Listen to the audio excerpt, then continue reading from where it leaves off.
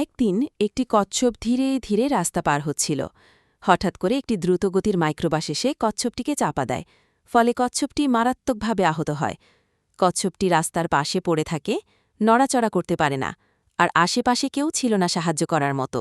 কিছুদিন পর প্রবল বৃষ্টি শুরু হয়। বৃষ্টি থামেনি, বরং তা এক ভয়ানক বন্যায় রূপ নেয়। পানি চারদিকে ছড়িয়ে পড়ে, সবকিছু ভাসিয়ে নিয়ে যেতে থাকে। খরগোশটি সেই প্রবল স্রোতের মধ্যে পড়ে যায় এবং বাঁচার জন্য হাহাকার করতে থাকে। ঠিক তখনই কচ্ছপটি জলের নিচ থেকে ভেসে উঠে সাহসের সঙ্গে খরগোশটিকে উদ্ধার করে এবং নিরাপদ স্থানে নিয়ে যায়। যখন পানি কমে আসে এবং আকাশ পরিষ্কার হয়, তখন খরগোশ ও কচ্ছপ একে অপরের দিকে তাকিয়ে হাসে।